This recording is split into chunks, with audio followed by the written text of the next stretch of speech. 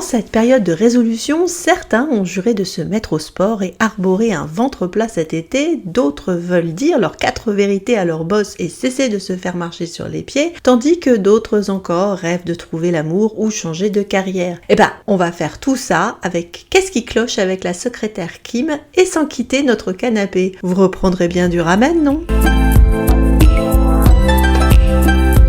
Bonjour, bienvenue sur Décalé. Alors je vous souhaite une excellente année 2024 et très sincèrement de concrétiser tous vos projets quels qu'ils soient. Mais en ce qui concerne ce drama comme guide de vie, je préfère tout de suite dire qu'on est dans le fantasme total et qu'il y a peu de chance pour qu'un chebol puceau de plus de 30 ans à la très enviable plastique soit disponible et prêt à réformer son tempérament narcissique pour vos beaux yeux. Sans compter que très peu peuvent se revendiquer également du physique de Park Min-young. Donc ne vous attendez pas à du réalisme dans cette histoire. Il est évidemment également irréaliste de se pastiller tous les dramas et croyez-moi, j'essaie pourtant de bon cœur. Outre le défaut de temps, il y a quand même beaucoup de pas terribles, quelques-uns de franchement affreux et la plupart très oubliables, même si divertissants sur le moment. Mais il y a des incontournables et cela n'étant pas si nombreux, autant dire que je vous conseille vivement, voire ici dans le cas qui nous occupe, vous encourage très chaudement de les regarder pour avoir une idée des tropes de base selon les genres. Et j'aurai des arguments visuels, je vous préviens, je n'ai pas peur de sortir mon Park Seo-joon pour vous décider à aller regarder. Dans une année standard, on peut dire qu'il y a au moins 5 dramas qui sortent du lot et sinon, il y a ceux qui constituent les talons or, les classiques on va dire, dont l'influence se mesure à la fois à la manière dont certaines scènes sont reprises, imitées, parodiées ou référencées en hommage, mais aussi dans le monde drama au nombre de leurs remakes. Par exemple, impossible de se dire fan de drama asiatique en faisant l'impasse sur des séries comme Boys Over Flowers, You're My Destiny ou Playful Kiss qui ont bénéficié de suites mais également de multiples réadaptations, soit dans le pays d'origine même, soit à travers le monde asiatique. Ce qui fait qu'on se retrouve avec des versions japonaises, des versions taïwanaises, des versions chinoises, des versions coréennes, des versions thaï et parfois même philippines de la même série. Et bah c'est justement le cas de What's Wrong with Secretary Kim qui sortira en version thaï et philippine en 2024 justement, ça tombe bien. Bizarrement, pas encore de version japonaise qui n'hésiterait pas à nous pousser ça de manière plus explicite, on s'en doute, je leur fais confiance, ni de version chinoise. Même si les Chinois ont tout de même exploité ça un chouïa dans le plagiat ou la parodie avec pour les plus évidents, Well Dominated Love qui reprend l'essentiel de l'intrigue ainsi que surtout le design pour ses posters et Suyu qui est de manière non officielle une transposition évidente de toute l'histoire en ambiance wuxia comique. Je dirais que c'est de bonne guerre car la série coréenne a été elle-même accusée d'avoir plagiarisé une couverture du magazine Glamour pour un de ses posters de promo et que si on se tourne vers le matériel source, on se doute bien un peu quand même qu'on est dans la mouvance du 50 Shades of Grey, bouquin qui est lui-même une fanfic à la base de Twilight, bouquin qui lui-même va pomper dans des références littéraires assumées comme Jane Austen, gardez celui-là en tête, ou les Brontë, bref, on s'en sort pas, c'est le serpent qui se mord la queue. En rappelant que c'est un peu le fondement de toute culture, aucune n'est produite ex nihilo, on sera toujours en opposition ou en inspiration par rapport à quelqu'un d'autre ou à une autre culture ou tradition, et c'est normalement le propre de toute œuvre culturelle de voyager et passer les frontières et les époques, en tout cas lorsqu'elle a le moindre intérêt intellectuel ou émotionnel. Notre série coréenne date donc de 2018, mais comme ses acteurs n'a pas pris une ride et est basée sur un roman de 2013 de Jung Kyung-yoon, je me sors moins bien des patronymes coréens que chinois, je précise, lui-même adapté en webtoon en 2015. Et donc pour rappel, 50 Shades c'est 2012 et le film 2015. Le rapprochement peut sembler peut-être de prime abord abusif comme Christian parce que c'est un coréen et que les dramas coréens ne nous habituent pas à des choses très olé. D'un côté, un boss beau gosse célibataire milliardaire plus que parfait qui flash sur une jeune fille pauvre et inexpérimentée, mais qui parce qu'il a un trauma d'enfance ne supporte pas qu'on le touche et a un rapport compliqué au Serflex vu qu'il a viré BDSM. De l'autre, un boss beau gosse célibataire milliardaire plus que parfait qui a flashé sur une jeune fille pauvre et inexpérimentée, mais qui parce qu'il a un trauma d'enfance ne supporte pas qu'on le touche et a un rapport compliqué au Serflex vu que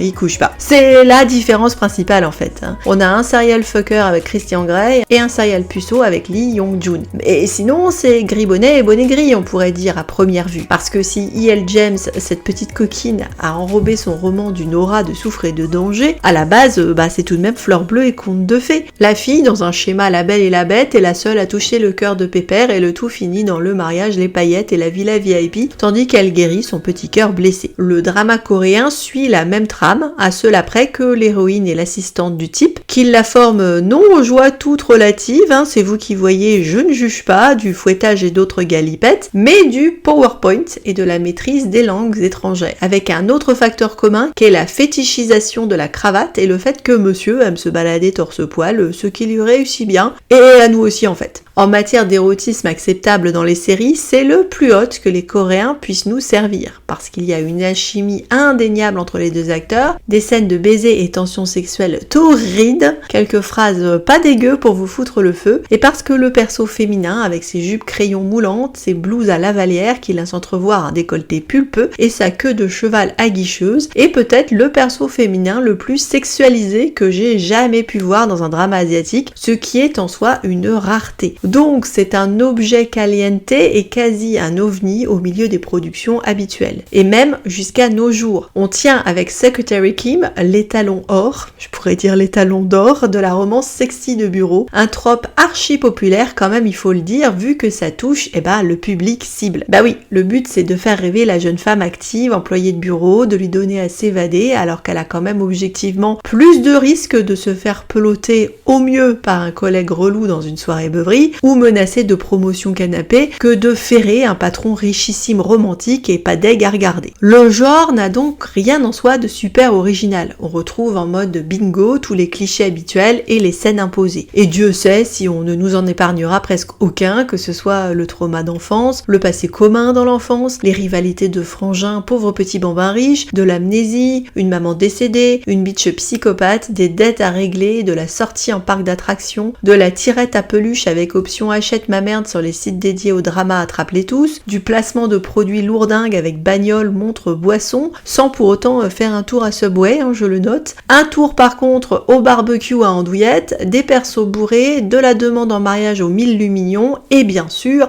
l'apothéose, le mariage conte de fées en grande pompe et meringue qui clôture le tout. Pour être honnête, il nous en manque quand même quelques-uns, le mec qui fait pénitence sous la pluie ou la déclaration dans les flocons de neige, mais ils ont visiblement filmé la série pendant l'été. Là je chipote. Néanmoins, alors que tu as déjà tout vu, notamment la baraque du mec dans la série Secret Garden avec Yoon Bin, ils parviennent à t'insuffler dans le tout une sacrée bouffée d'air frais et à quelques moments aussi quelques coups de chaud, je vais pas vous mentir. Déjà, on est dans un univers assumé du cartoonesque où les acteurs en font des caisses avec des expressions très marquées au niveau des réactions et des sentiments, sans pour autant que tu n'ailles qualifier ça de mal joué d'ailleurs. Mais clairement, ça se regarde comme de l'animé, ce qui fait presque passer le fait que les persos sont physiquement parfaits, même si en fait il n'y a pas d'effets spéciaux à part les bons gènes, l'exercice physique et évidemment une bonne photo et éclairage. Mais non, les tablettes de chocolat sont bien réelles et tu peux regretter l'absence de 3D, quoique c'est comme si elles étaient naturellement en 3D tellement elles semblent sortir de l'écran. J'en profite pour dire que malgré la pression démesurée de l'esthétique en Corée, et que oui, il y a certainement un peu de chirurgie esthétique, d'ailleurs les rumeurs collent à la peau de l'actrice dans ce domaine, nos acteurs coréens paraissent globalement en meilleure santé que nos chétifs acteurs chinois où on atteint des niveaux de maigreur à l'écran qui me font froid dans le dos pour peu qu'on soit dans le moderne ou qu'ils commencent à retirer les épais costumes historiques. Pour ce que ça veut dire, parce qu'on est franchement loin de la vie réelle, c'est un peu plus sain et on a ici un chouïa de diversité physique dans les rôles secondaires avec des acteurs et des actrices un peu moins parfaits physiquement. Mais encore une fois, ici on est dans un esthétisme de cartoon assumé et je dirais la perfection physique du coup des persos principaux passe mieux pour cette raison parce que tu pourrais dire comme Jessica Rabbit qui sont dessinés comme ça, en particulier le perso masculin dont c'est tout de même la caractéristique principale. Le côté dessin animé se retrouve aussi dans des effets sonores avec vent du froid, miaulement, incrustation de type emoji avec l'aura du perso masculin qui se la pète, des petits cœurs et même un démon de la luxure qui vient tenter les les personnages. On est dans un monde globalement vif et coloré, où la fille a une garde-robe dont on peine à croire qu'elle tienne dans sa mini-penderie, avec des persos secondaires également hauts en couleur, dont ma préférée est la frappadingue collègue de bureau au rouge à lèvres qui claque, et qui va se taper une belle succession de hontes, pas piquées des hannetons, la plus marquante étant celle où elle va perdre un de ses coussinets de rembourrage de soutif pendant un séjour team building. Si on accepte le postulat de cette ambiance d'animé, c'est un délicieux divertissement qui va vous faire rire et sourire jusqu'aux deux oreilles. Un gros bol de ramen réconfortant, bien que la série nous apprenne que le ramen sert de code en relation amoureuse, de l'ordre « tu monteras bien prendre un dernier verre », une proposition érotique donc qui colle bien au côté très hot de cette série, qui fait appel à tes bas instincts sans pour autant donner dans le cheap ou le vulgose, même lorsqu'ils font des allusions à la bandaison du mec qui ne sait pas quoi faire de ses nouveaux désirs qui lui tombent dessus. N'empêche qu'ils nous manipulent bien les bougres, en jouant notamment sur des cliffhangers ultra sexy de fin d'épisode, en particulier celui de l'épisode 12 qui est l'étincelle avant l'explosif épisode 13. Voilà,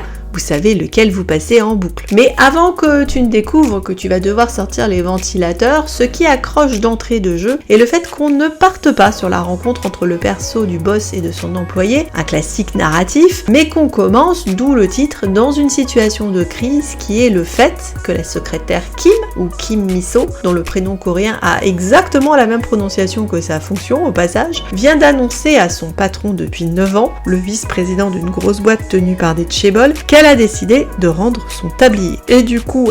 gros choc pour le patron qui ne comprend pas comment ni pourquoi une personne pourrait vouloir ne plus être en sa divine présence, lui dont l'ego démesuré le fait s'arrêter devant un miroir pour s'admirer et qui n'a aucune considération pour son entourage. Il serait facile de le trouver antipathique et abaffé, mais Park Seo-joon le joue dans un esprit dessin animé également, comme un grand gosse qui est en train de perdre son doudou et qui du coup fait sa crise d'adolescence et sa puberté au passage. Ce qui fait que malgré son arrogance, malgré son narcissisme, on ne peut pas s'empêcher de le trouver mignon comme tout, et donc ça le met à milieu d'un Christian Grey ou de nos habituels PDG psychorigides de drama. Oui, certes, ils ont tous des passés traumatiques et donc une faille qui explique leur côté parfois foncièrement psychopathe, tout en les rendant humains et leur permettant une évolution, une rédemption, mais notre tchébol n'est pas du tout dans cette mouvance-là. C'est vraiment un môme. Donc, quand notre héroïne reprend sa liberté et ne joue plus le rôle de nounou/doudou, il va évidemment tout faire pour essayer de retenir sa béquille émotionnelle, d'abord en lui offrant plus d'argent, puis le mariage, ce qu'elle refuse à chaque fois, mais évidemment vexé et titillé dans son esprit de compétition et son désir de toujours être le centre du monde, il ne lâche rien et va multiplier les gestes ostentatoires, les manigances et surtout au passage évoluer et prendre conscience de ses vrais sentiments. Et bien que superficiellement ils paraissent en effet tout à fait logique de rapprocher cette série des 50 nuances de gris, on est bien davantage en fait dans Orgueil et Préjugés, où les deux persos principaux évoluent de concert, où l'héroïne révise une première impression négative parce qu'elle n'avait pas compris les intentions ou la vraie personnalité du perso masculin, je pense particulièrement à la scène de rencontre qu'on voit en flashback, où elle apprend davantage sur ses qualités et sa nature sensible auprès de ses intimes, ici la maman, où le mec se met en quatre pour dépatouiller la famille, parfois franchement de la loose de la fille qui est clairement une mésalliance pour lui, où on a un deuxième perso masculin qui a grandi en rivalité avec le héros et qui, contrairement à lui, présente de prime abord une image plus sympathique, a priori donc plus séduisante pour l'héroïne, avant de se révéler une pourriture qui accessoirement passe son temps à essayer de ruiner la réputation du héros et sème le chaos dans la famille. Et oui, le frangin de Young-joon, ça pourrait être un Wickham, même s'il va pas débaucher une des sœurs. Je dirais même que je verrais sans problème, si ça n'a pas déjà été fait, va savoir, une AU fanfic du genre qu'est-ce qui cloche avec Elizabeth Bennet, tellement les points communs sont frappants dans le désarroi et l'incompréhension du mec face au refus de la fille d'accepter une demande en mariage qui, de son point de vue à lui, ne peut qu'être un énorme compromis de sa part, un cadeau du ciel et la concrétisation des rêves les plus fous de la fille. Et puisqu'on parle de fanfic, j'en profite pour dire à mes copines Relo qu'il existe même une version Relo/Secretary Kim, car oui, on peut combiner les deux, et donc vous voyez que les séries qui qui se retrouvent sur la chaîne ne sont pas toujours là par hasard. Je dis ça, j'ai rien dit. Donc comme dans Orgueil et Préjugés, Pépère va ramer pour essayer de comprendre ce que veut la fille et lui offrir au final un cœur sincère où les deux parties se respectent et se comprennent mutuellement et où la hiérarchie va s'abolir. Pas étonnant au vu de la référence qu'on soit dans une série globalement feel good. Mais de même que nous en avions discuté avec Claire Saïm dans l'épisode que j'ai déjà consacré à Jane Austen, l'apparente légèreté cache souvent des thèmes sociétaux beaucoup plus profonds, voire même difficiles. Celui qui est ici au cœur de l'histoire n'est pas dans le monde du travail ou dans la misogynie alors que ça aurait pu, mais évoque les disparitions d'enfants et le trauma d'enfance. Je ne sais pas si c'est un problème particulièrement important en Corée, mais apparemment en 2020, les autorités sud-coréennes étaient vent debout pour essayer de trouver des solutions face aux chiffres inquiétants de la disparition de 638 enfants sur une période de 5 ans, soit du coup dans la période contemporaine à celle de ce drama. Dans notre histoire, le perso masculin avait été abandonné par son frère jaloux dans un quartier déserté où le petit va faire une mauvaise rencontre, celle d'une nana qui a perdu la boule et qui va l'enlever et le séquestrer pendant 3 jours. Alors que la nana avait prévu de zigouiller le gosse avant de se suicider elle-même, coup de bol, elle se pend sans tuer le gamin et il parvient à s'en sortir, mais non sans séquelles, puisque outre les marques à vie dans sa chair, sur ses chevilles, laissées par les fameux serflex, il a développé une phobie de ses bitoniaux en plastique et ne supporte plus le contact féminin, car les signes extérieurs de féminité sont extrêmement marqués sur la starbée, notamment autour des talons rouges et du rouge à lèvres. Mais ce qui a rendu l'expérience encore plus traumatisante est que le gamin a dû prendre sur lui lorsque son frangin, rongé par la culpabilité, perd la mémoire et décide que c'est lui qui a été victime de l'enlèvement. Comme notre héros est un enfant extraordinaire, ce qui est d'ailleurs à l'origine de la jalousie maladive du grand frère, car il est le plus beau et le plus intelligent, il décide de se sacrifier et laisse ses parents valider le caprice du frangin en prétendant avoir perdu la mémoire de ce qui s'est passé. Un déni bien malsain dont on tremblerait des répercussions sur une psyché réelle. Mais dans cette épreuve, notre choupinou avait une lumière, son fameux doudou émotionnel, car v'là-t-il pas que la folle dingue avait également carotté l'héroïne, âgée de 5 ans à l'époque, et qui avait échappé à la vigilance de ses sœurs alors que son père veillait sa mère mourante à l'hôpital. Ah oui, alors on n'y va pas avec le dos de la cuillère dans le Dickens, je vous rappelle, on est dans des dramas asiatiques. Et du coup, ces deux-là se sont soutenus le moral, serrés l'un contre l'autre dans la pièce glauque où la folle dingue les avait enfermés, et retrouvant le grand jour après avoir fui le cadavre pendant de leur kidnappeuse, la petite fille lui fait faire la promesse habituelle de drama coréen chinois en lui faisant jurer de la retrouver et l'épouser. Le môme pas convaincu promet quand même parce qu'elle est mimi comme tout, sauf que lorsqu'il cherche à la retrouver, elle est déjà partie vu que le quartier a été rasé pour en faire un parc d'attractions et que la famille va essayer de se reconstruire ailleurs après le décès de la maman. Il lui faudra attendre des années pour retomber comme par hasard sur elle lorsqu'elle entre toute timide, pas bien dégourdie et pas bien diplômée dans sa boîte et qu'il décide donc d'en faire son assistante personnelle alors qu'elle n'a pas du tout les qualifications requises et surtout qu'elle ne le reconnaît même pas. Elle n'a conservé de l'enlèvement qu'une peur pathologique des araignées, le souvenir de la femme pendue au plafond, car sa famille a préféré lui faire oublier le tout et elle a à peine le souvenir d'un petit garçon dont elle parle dans un journal intime et qu'elle va essayer de retrouver même si elle a oublié son nom. Alors vous me direz, pourquoi ne lui dit-il pas qui elle est vraiment ? Parce qu'on est dans un drama et que tant qu'à faire on a 16 épisodes à bouffer, et puis parce qu'il considère que c'est une grâce pour elle d'avoir perdu ses souvenirs alors que lui survit péniblement avec et a en effet entretenu sa solide carapace de narcissique contrôle fric afin de masquer toutes ses failles et ses angoisses. Garder la secrétaire Kim auprès de lui, c'est garder à la fois une espèce de porte-bonheur doudou réconfortant, mais aussi